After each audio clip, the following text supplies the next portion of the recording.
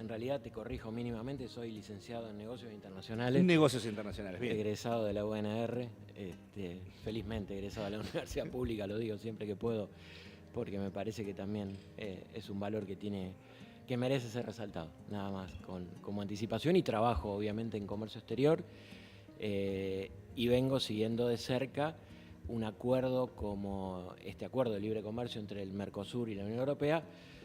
A algunos les parecerá que es algo nuevo, que se acaba de firmar, pero en realidad es un acuerdo que tiene 30 años. 30 años, sí. Lo cual para los acuerdos internacionales de este tipo, que si bien llevan tiempo, porque en teoría tenés que tratar de armonizar un montón de cuestiones que son dispares, sobre todo esto, digamos, en integración económica regional se llama la integración norte-sur, es decir, bueno, países desarrollados, como los de la Unión Europea en su gran mayoría, y países en vías de desarrollo como los del Mercosur, que obviamente tienen distintas escalas, y bueno, desde ese punto de vista tenés que buscar armonizar las economías, las instituciones, cosa que no ocurrió, digamos, ¿no? Porque, como te decía el otro día en una nota que hicimos en otro medio, yo creo que el acuerdo de libre comercio entre la Unión Europea y el Mercosur es algo que surgió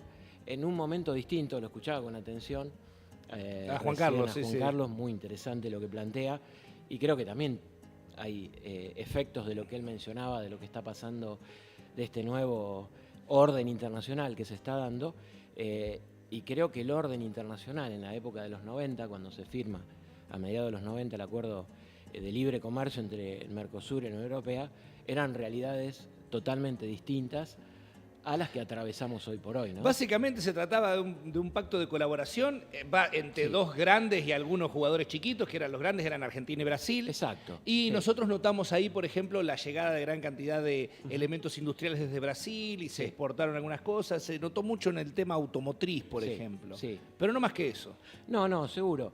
A ver, el Mercosur fue un acuerdo, en realidad, digamos, para que la gente lo entienda, había una especie de pacto bilateral entre Alfonsín y Sarney, haciendo un poquitito de historia hace muchos años, y lo que permitió ese acuerdo bilateral es la posibilidad que pudieran adherir otros países. Era el Tratado de Ouro Preto.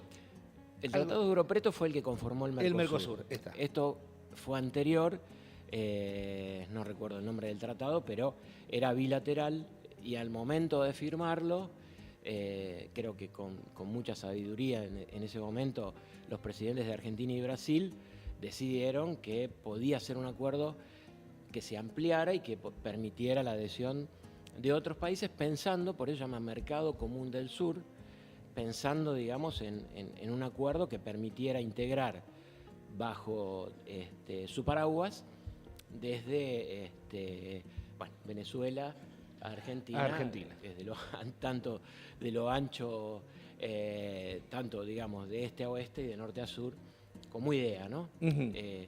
Eso no se plasmó en la realidad, se sumaron Uruguay y Paraguay, posteriormente se suma Venezuela también al acuerdo.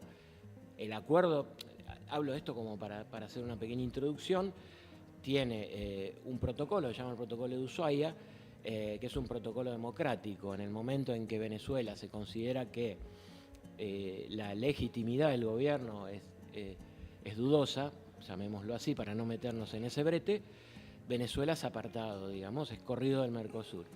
Y ahora, hace un par de años, ingresa Bolivia y está, digamos, en la etapa de alineamiento interno para convertirse en miembro pleno.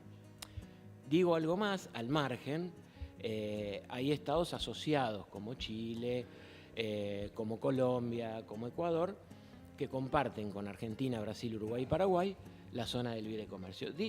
Digo esto para que la gente sepa de qué se trata el Mercosur.